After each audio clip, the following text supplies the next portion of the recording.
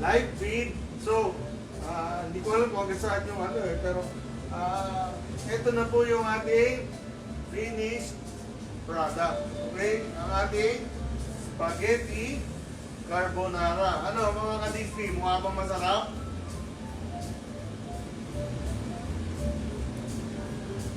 Wala. Bati mo na ako. Okay. So mga ka-disney, tikman natin. Drew? Matapos, di pa ako na nangalit.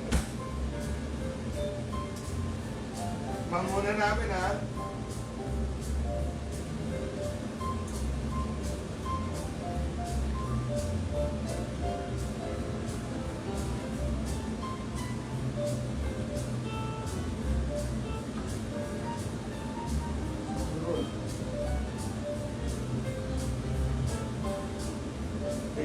One, two, first bite.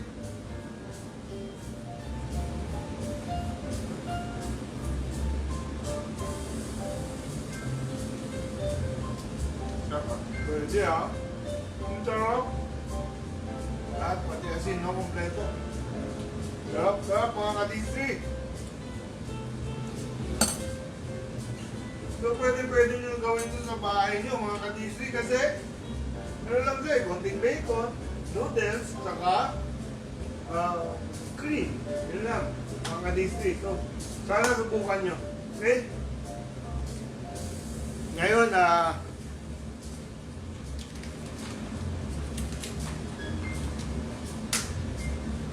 banggitin na natin ang ating winner for the week. Okay. Ang ating winner, itong dish na to, na spaghetti carbonara, ay taga Quirino 2A. okay, Quirino 2A na si Liza Angeles. yun, Liza, congratulations. Niluto na namin ni Andrew yung request mo na spaghetti carbonara. Sana magustuhan mo to at magustuhan ng iyong pamilya. Okay, maya-maya lang, Liza. Ipapadala ko to sa bahay mo. Hey. Pero siyempre, Drew, yun lang ba yung bibigay natin kay Liza? Hindi nga. Hindi? Anong bibigay natin? Madami. Dami, Pagkain mga pa rin. grocery items. Yan, pakita natin kay Liza. Yes.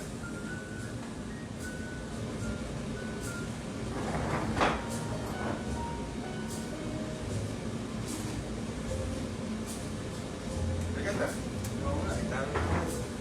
Okay, Liza, aside from yung request mo na spaghetti carbonara, bibigyan ka namin ng grocery items para makatulong naman ng konti sa iyong pamilya. Okay, ano ba yung mga laman nitong ano na to? Ikaw mag-isa-isa naman. Kasi, pancit canton, Gusto ko yan. Lucky Me, Wait, favorite. Gusto ko yung beef. marinade chicken, Marinade chicken. star, meatloaf, and carne norte. Ang sardinas. Maraming sardinas, may gatas, may kape rin, Yan. may foam crunch, And, salt ang noodles, pwede. At yung ating famous na bigas. ilan? 10 kilong bigas.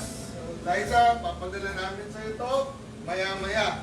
Liza, nakita ko may mga ano, may sardinas. Pwede nung gawin yung, diba, yung sotangon na soup. Yan. So, congratulations, Liza.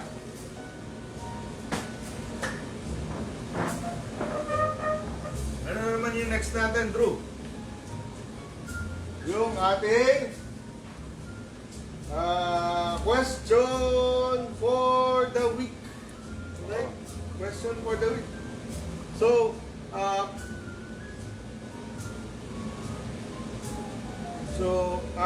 paano ba yung question for the week? Paano ba manalo sa question for the week? Bro? Sagutin mo lang yung tanong natin, di ba? Sa live natin Sa live. ngayon. Doon sa comment section, no? Oo. Sagutin mo lang. Yung first First First time. five na sasagot ng tamang sagot, syempre. first 5 ay mananalo ng mahiwagang No. load. Okay. So, ano ba yung question?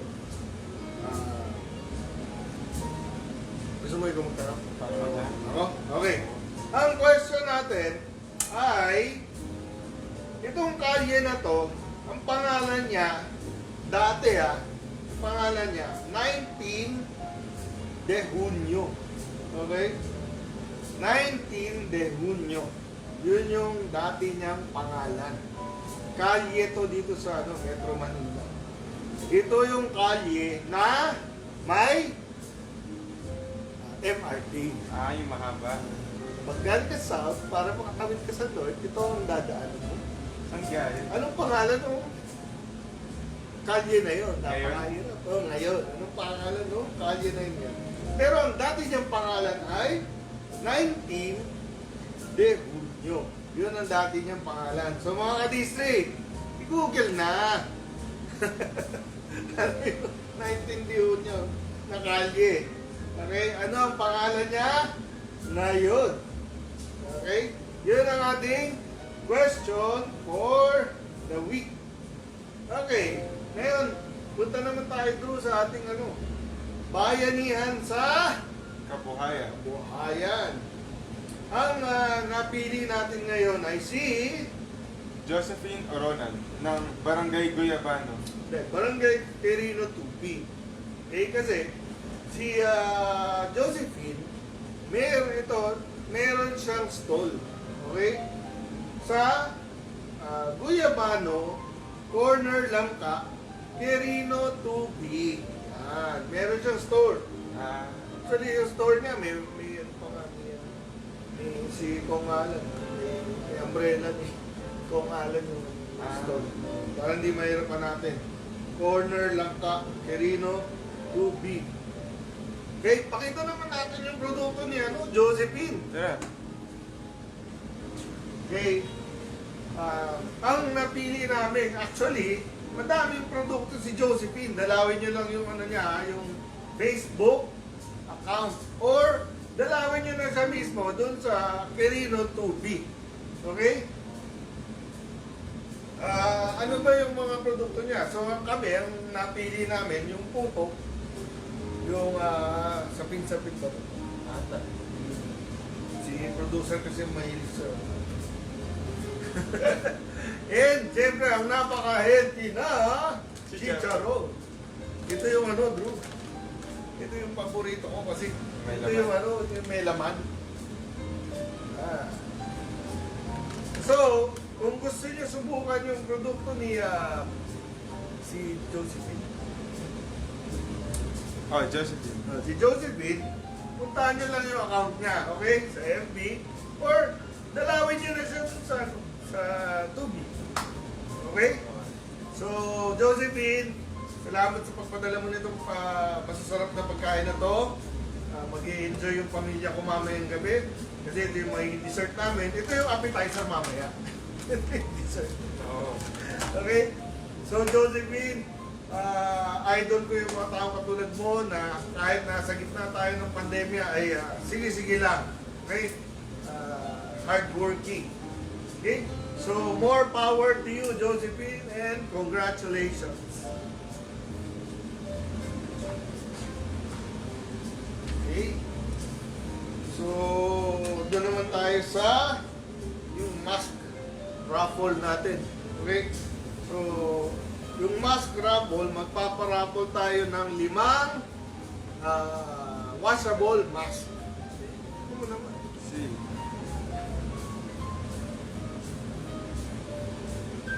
Yan, ito yung ating napakagandang washable mask. So, paano ba manalo ng mask? Parang Bibigay kami ng tanong sagutin lang sa FB chat. sa live. Dun sa live natin ngayon. Yung first 5 na tamang sagot ay mananalo ng washable mask. So, always wear your Mask. mask. Okay. So, ano ba yung tanong? Okay. Kasi, yung Quezon City, ay, ano naman tayo, trivia na lang. Yung Quezon City kasi, dati, dapat ito yung magiging, actually, naging capital naman siya ng Metro Manila. Philippines, naging capital siya. So, nung nangyari yun, dinevelop nila yung yung QC. Housing, daming development ang QC. Daming building. Dami. Kasi nga, siya na yung gagawing capital. Okay. Nung time na yun, para madami pa rin greenery ang QC, nag-decide sila na bilhin sana. Pero hindi natuloy. Pero bilhin sana yung katabing town. Okay? Ano yung muntik na, anong town, anong pangalan ng town na yun na muntik bilhin ng UC? Okay, dati. Okay, yun yung tanong. Anong pangalan ng town? Pero city na ngayon yan, ha? Ano yung pangalan? Ibigyan natin ng hint. Okay? Itong city na to is the shoe capital of the Philippines. Shoe capital, no? Shoe capital. Tsaka, yung hindi maganda, yung laging madami pa rin baha doon. Shoe capital. Shoe capital of the Philippines. Anong pangalan ng ano na yun? The city. Okay? So, yun. Yung first five na makakasagot ay mananalo ng washable mask. Okay. So, yun lang yung show natin for today, mga ka-district. Ano ba yung ano natin? Mga parting words. Okay, number one, siyempre, gusto ko ipag-pray natin yung ating mga frontliners, okay? Yung battle cry pa rin natin is protect our frontliners, okay? Para hindi sila nadi-discriminate. Okay? Nagkataon na mga ka-district na pansin namin kanina, anniversary para ng ano natin ngayon mga ka-district, nung pag-file natin ng candidacy 2 years ago. Okay? 2 years ago today is anniversary nung pag-file natin ng candidacy. Siguro yung parting words ko is about that. Yung sana tignan natin yung ano pa yung saying ngayon, Andrew? Tignan natin yung nakaraan para makarating tayo dun sa ating paroroonan. Ano ba yung sabihin nun? Hindi lang naman dun sa eleksyon eh. Pwede natin i-apply yan sa buhay, sa negosyo, di ba? Kasi kung ano yung mga mistakes mo dati, kung ano yung mga dapat mong baguhin dati, pwede mo gawin ngayon, di ba? Kasi natuto ka na. Okay? So mga ka-district, yun yung lesson nung saying na yun siguro na kailangan tignan mo rin yung past. Okay? To improve the future. Okay? You have to know, kailangan alamin mo. Okay? Tapos, happy pa rin ako, di ba? Parang hindi tayo pinalad, pero happy pa rin ako kasi siyempre, dumami yung ating mga kaibigan. Okay? Yung mga ka-district natin, dumami. Okay? So, very, very thankful pa rin ako na nangyari yun. Okay? Ngayon, siguro, gusto ko kayo, mga ka-district, gusto ko kayo batiin ng happy anniversary. Okay? Bakit happy anniversary? Kasi, parang anniversary ngayon ng pagkakaibigan natin mga ka-district. Kasi on this day, after this day, itong 45 days na sumunod, 2 years ago, nakilala ko kayong lahat. So, happy anniversary sa pagkakaibigan, sa ating friendship. Okay? Tapos ito lang, gusto ko lang magpasalamat mga ka-district. Maraming salamat dun sa hanggang ngayon tumutulong pa rin. Okay? Tumutulong pa rin para saan? Para dun sa mga maliliit nating mga tinutulong sa ating mga barangay. Okay? So, gusto ko magpasalamat sa mga taong yun, sa mga mga nasa barangay na tumutulong mag-distribute ng mga munting mga tinutulong natin. Okay? So, maraming salamat sa inyo. Kilala nyo naman po kung sino kayo. And ako po nagpapasalamat. Sabi nga ni Cap Marquez, no? Ni Cesar Marquez. Siyempre, sa mga ginagawa nyo, Diyos na po yung bahala doon. Parang nag-iipon tayo ng, ika nga ni Cap, nag-iipon tayo ng bases sa heaven. Okay, so, hindi naman mapupunta sa wala yung mga tinutulong nyo sa ating mga kadistri, sa ating mga kalungsod. So, maraming salamat. So, mga kadistri, dito na po nagtatapos ang aming show. Magkita-kita po tayo ulit next week. Okay? Same time, 2 p.m. Friday. So, may last words ka ba? Wala? Okay. So, Andrew, maraming salamat sa pagtulong. Mga kadistri, natutuwa ko kasi siyempre, hindi naman sa totoo lang naman, hindi naman natin kaya mag-pantong mga siyempre, mga tauhan. Wala naman tayo, hindi naman natin kaya. So, natutuwa lang ako kasi itong dalawang to, si Audrey at si Andrew. Si Audrey kasi pag sinabi ko na, oy, meron tayo mga ingredients, magluto tayo para sa distrito. Sabihin ka agad nun, yes.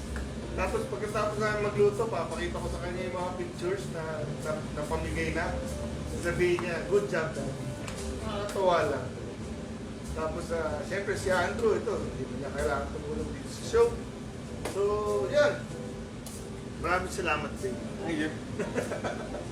So, mga kadistri, ito po si Robert Pacheco, ang inyong partner sa serbisyo. See you!